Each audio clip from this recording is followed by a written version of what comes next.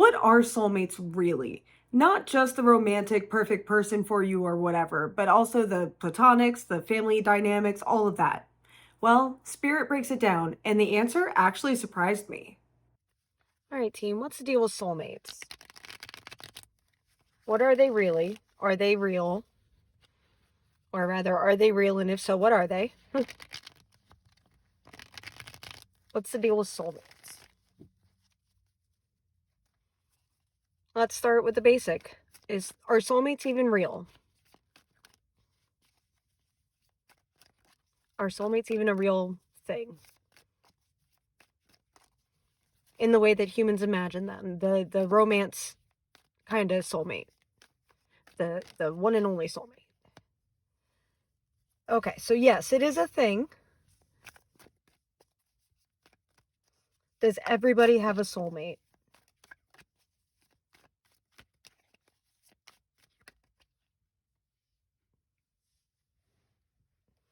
Okay, well, we're challenging my fundamental beliefs because that is a yes to me.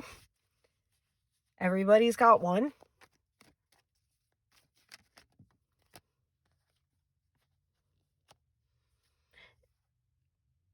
Yep, everybody has a romantic other.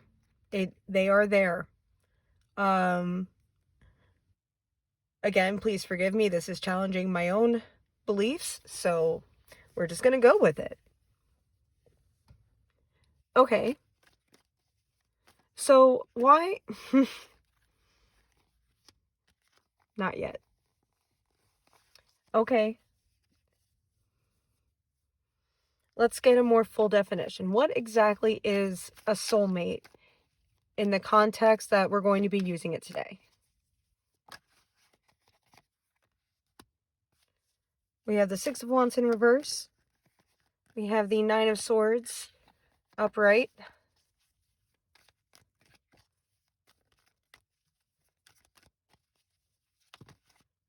And the Page of Shields, Page of Pentacles in this deck. We can take that one away. Okay, so soulmates for the context of this reading going forward is going to be your primary person, yes, romantic, also platonic, your earthly friends and allies, your enemies, the people who steal your victories from you, and the people whose victories you steal. The ones that got away, I don't think any more needs to be said about that. The ones that work out,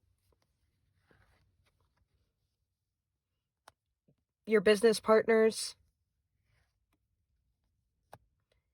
And yes, everybody does have a person.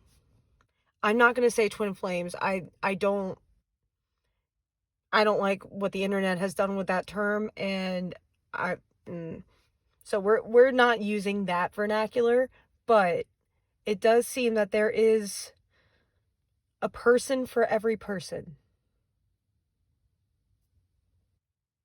Also, sorry if the camera is shaky at all. It's kind of a precarious setup in here, but it is what it is.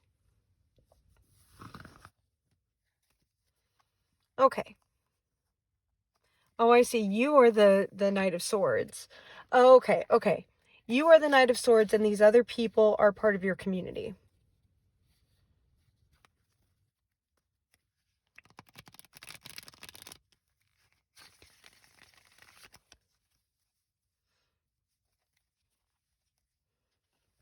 What else can you tell us about soulmate spirit?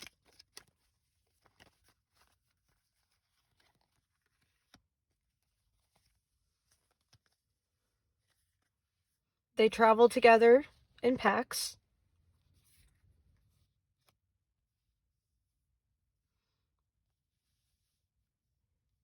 And they never stay isolated for long. When one soulmate is gone, whether that's a platonic one or a romantic one, family, whatever, when they leave, another one is going to be quick to come in. Because again, they're all in packs here. So, rather than me just assuming things. Spirit, why is that?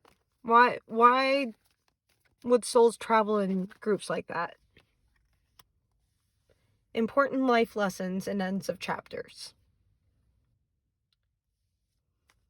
Because as a collective, this entire group has decided to learn fundamental lessons with each other.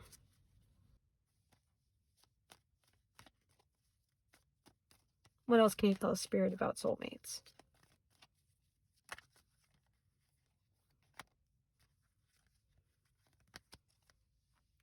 The problem with soulmates is that we use that term and that label as if it has more meaning than any other relationship, and it just doesn't. Like, the fact that they travel with you from life to life really isn't as significant as this particular life. What you're doing now with these circumstances and this free will, and what these other people are doing in their circumstances and their free will. Yes, you travel in groups, but you also take turns being the villain for each other. You take turns with the support roles and all sorts of things. Like, it's a vast group. So, because that's just the nature of how it works. You all grow together. And then you're all done together, it seems. That once all of you are ready to move on to whatever comes after the reincarnation cycle, you do so together, which is nice. If anyone has seen The Good Place, it's kind of like that.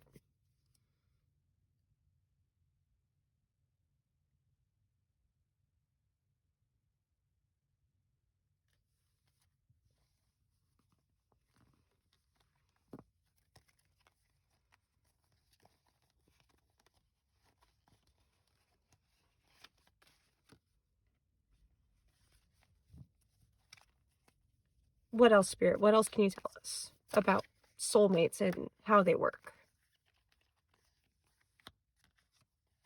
We've got the Fool in reverse.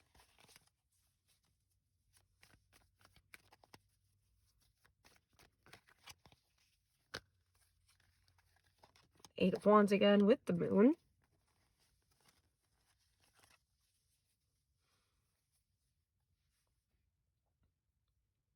You will notice that these groups, your cycles tend to flow together.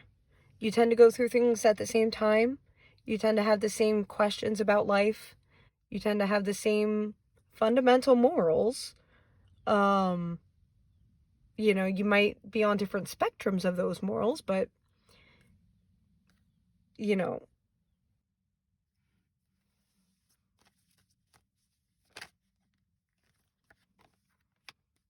we have the Knight of Wands.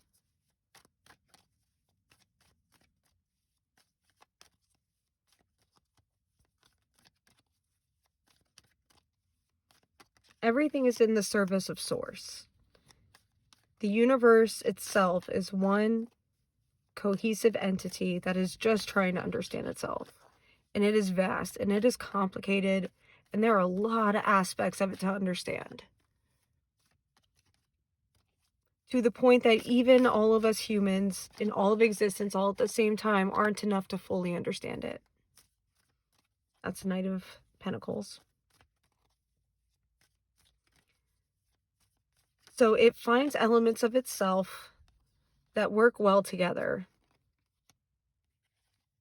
but also bring enough chaos that it highlights what works and what doesn't. And it's non-judgmental. It's just, this group of people is good for exploring itself. So at the end of the day, it really comes back to this one universal entity that has its own consciousness, as best as we can understand it. And they're just parts of itself that get along better than other parts of itself. Parts of it that can learn lessons better than other parts of itself.